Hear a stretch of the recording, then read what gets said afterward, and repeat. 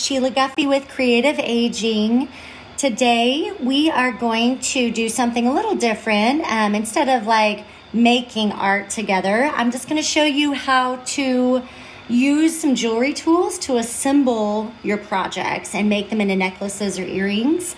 Because sometimes that takes a little more time and I'm not able to explain it very thoroughly in the videos. So we've done a lot of projects where we're making necklaces out of clay, or we haven't done earrings, but any of the projects I do, you can do them as earrings.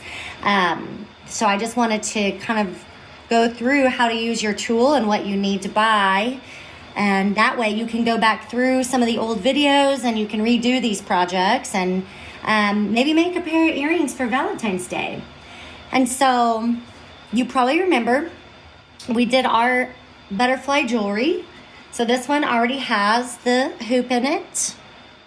Okay, and so just as a refresher, this was just polymer Sculpey clay in white. And all of this design work is done with a pencil. So it's just drawing into the clay. And then painting it with pigments before it goes into the oven. And so if you need a refresher or if you're interested in doing this project, make sure to go back and view that video, and it has all the supplies, and it's really fun and really easy, and there's a lot of directions you can go. These are also all done with pencil and pigment as well. Let me show you up close. So these two, get these out of the way. There we go. These two, you can actually see the eraser of the pencil. So it's very easy. It's just kind of experimenting, and I try to make it easier for everyone to do at home. So that's why I say a pencil. But of course, if you have clay tools, you can branch out and use anything you want. And I personally like to, look around your house and see what else you can use as a tool. But pencils are easy. So that's what the pencil, the end of it, the pencil lead. This is the eraser, the circles. And you can actually see on this one where I pushed in with the side of the pencil. So see the little grooves? That's using the edge of the pencil. So there's a lot of ways you can use a pencil as a clay tool. Okay, so I'm gonna start easy. And these are gonna be some earrings. We'll do that in a little bit. So I'm just gonna assemble a couple necklaces. You, of course, need your jewelry tool. These are very inexpensive, but they will come in handy. It's a lot better than using your fingers because it's going to break your fingernails. Some people may care. It's not nice on your fingernails at all. So get a little jewelry tool. And then I like to have the option of both gold and silver. So I always have both. So there's the the real shiny silver. They also have, obviously this is just I just want to show you the other color of silver. So those are a little different. So you can go to the store and pick what you want, and also gold. So depending on the project, you might want silver or gold.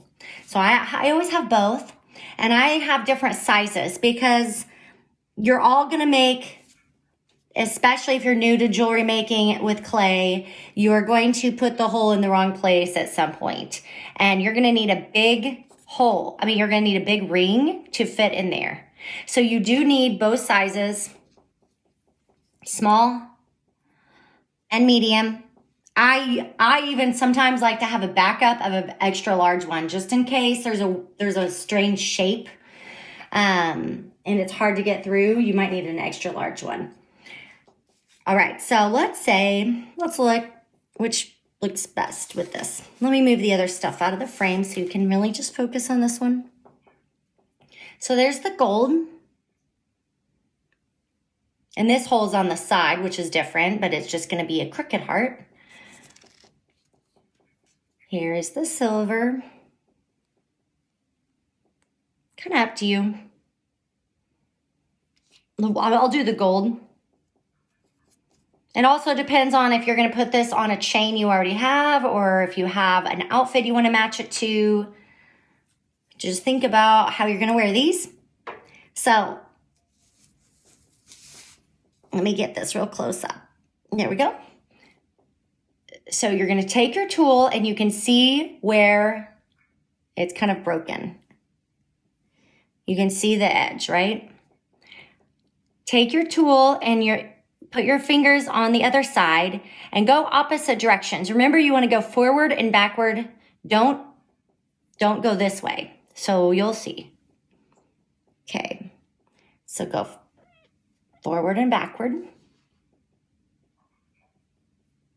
Hopefully you can see that. I know it's harder when we have these kind of real detailed videos. So then once you have it open, carefully, I usually slide it in from the back. That way, if I scratch it, you're going to scratch the back of it. So just be careful because you don't really want to scratch your jewelry, and loop it all the way through. Keep holding it with this other hand. Get your tool again, and you want to close it slowly and gently. You do not want to bend this to make it to where it's not a circle. So this will take some practice. And you just keep going till it's closed. And the reason, oh, and see, that's actually kind of crooked. Keep going. Because whenever you put your chain on it, you don't want it to slip through. So you need this to be totally closed. And the reason you don't go this way, so you don't want to pull it out this way, because it's going to bend your circle. And then it's not going to be a perfect circle. So you want to keep it a circle because then it's going to hang correctly on your chain or cord or whatever you're going to use. And it looks nicer. Right? I'm going to do that again. I'll use a silver one on this one. And this hole is in the center. Thankfully, this hole is pretty close up, so this one's going to be pretty easy. Now, if you actually put your hole further down, that's when it gets tricky. And sometimes you might have to bend it to where it's an oval and not a circle. You do not want that. So I recommend just practicing, making sure your hole is going to fit this ring. So that's what you need to be mindful of. A lot of people, usually in classes, Lee and I, we always do the holes for everyone because we have a tool and we know exactly where it needs to go because we assemble this part. But if you're doing it at home, obviously you guys have to be the ones that are mindful of it. So you just always want to make sure it fits. Otherwise, it's a lot more work for you and it sucks. These things really will hurt your fingers. So by the end of the day, let me show you. See, it's already making a little groove on my fingertip. So jewelry making is hard on your fingers for sure. And if you have any kind of arthritis or old pain or anything, then this is not going to be fun. So just make it easier on yourself. So let's do it again. Just take it, go opposite directions, forward and back. You don't need to go that far, as you can see. Go through the back of it. And then push it all the way around. Carefully take that tool, put it right on the edge. Be careful you're not putting it somewhere where you're going to move this and scrape some of the pigment off. This is really durable, but I still want you to be careful with it because if you put all this work into your beautiful creation, you're going to be so sad if you make it scratched. And then go ahead and slowly close it. Make sure it's perfectly closed, and you might have to try it a few times. Okay, that's closed. Then go ahead and turn it to where that, the gap, or not, it shouldn't be a gap, but you can still see it split. Put it right in the back of it. And then you're ready. Go put it on your chain. All right, now let's do some earrings. So this is how it's going to look. I already did one. I'm going to pick gold for this, obviously. So now you can do this a few ways. You could do 2 small hoops. But remember, you have to have 2 hoops for it to face the right direction. Because if you only use 1 hoop, it's going to be sideways. And this is why also you want to always paint the back of your jewelry. Same with the necklaces. It just finishes it off and looks nice. So, especially with earrings, because you never know if they turn. So I used a big and a small one. Mainly because it's easier. But if you only have the small ones, you can make that work. It's the same process no matter what size you do. Same thing. Let's open that. Go to the back, slide that in. And the hearts actually, especially the small hearts, take a little bit more maneuvering because see how close it is to the edge of it? So I might even have to open this up more. Well, no, I got it. All right. So I just want you to look though. So see how close that back one is to right there on the side of it where I almost scratched it. So if you are doing an earring, sometimes you might have to open it even more than that. You have to be more careful. Earrings are harder for sure. Take that tool, close it back, make sure it's all the way together. And actually, I just did this. Well, you can leave it open and slip this in. Let me do that. So, sorry, I got so excited. There we go. Let's open it back up a little bit. We're going to put this little one in. You can also open this little one, but this is save you a step. Put that little one right through it. Then close it up. Make sure, especially with these, make sure there is no gap because you do not want this second ring to slide through and you're going to lose your earring. So you're going to have to open that second one up anyways. So you can do it either which way. So you want to hang your second one. Now I've got my bag here of the dangle earring parts. Okay, so now we have to take and we have to open back up that tiny one at the top because we're going to slip this in. This is harder for sure. That's why we did the necklaces first. So I recommend don't go jump right into earrings. Try to learn how to assemble your own necklace first before you get to the earrings because this is way more tedious and you really have to pinch to get this to hold. You don't need to open it much. Now make sure with this part, how your earring is going to hang, you need to make sure that this goes the right direction.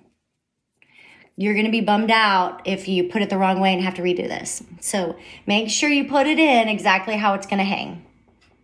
There we go. All right, so put that right in. That part's easy, and then close it back up. Make sure that is perfect, no gap. And then you will have your earrings.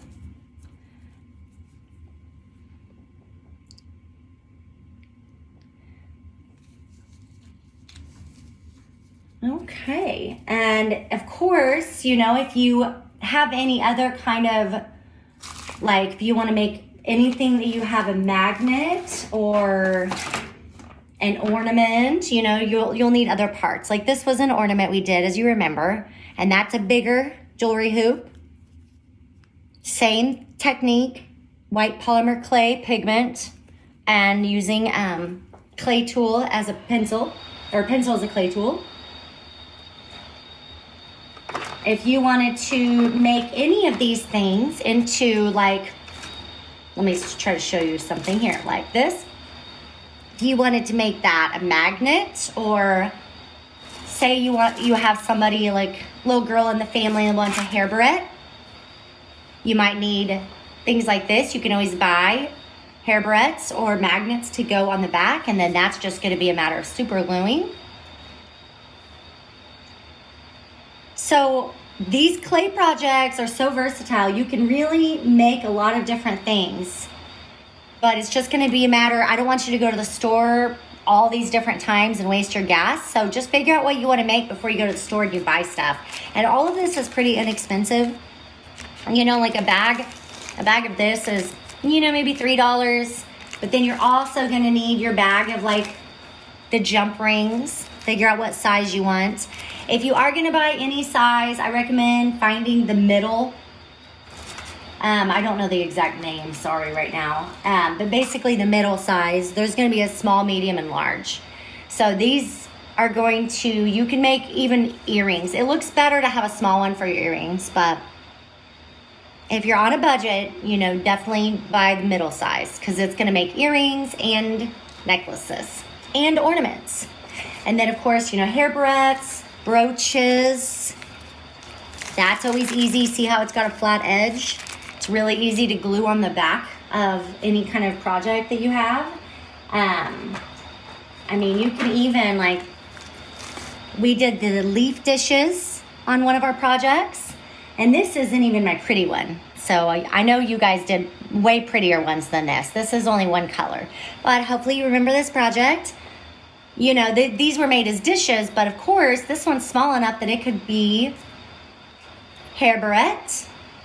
It could be a brooch. So you could take one of these out, glue it on the back, and use it as a pin if you wanted to pin it to a shirt or a backpack or something. Or you can just use it as a little tray like we made it for. So anyways, these are just a few ideas of what you can do and how you can assemble some of the clay projects that we have. If you have any questions, you know, please feel free to reach out. Hopefully this kind of helps with a few of our items, because I know that you guys probably made these and then you had trouble with the next step, especially earrings. I know I haven't gone into detail on how to assemble earrings. It's not hard, it's just tedious. So I really, again, I want to recommend that you practice your jump rings and your tool on your necklaces first, then move to the earrings, because I don't want you to hurt your fingers. It does put a little bit of strain in your fingers. So I don't want you guys to get frustrated during art class. Anyways, I will see you next time. Later this month, I'm gonna put a video out, and we're gonna make some cool watercolor and ink coffee paintings. Should be fun. Bye.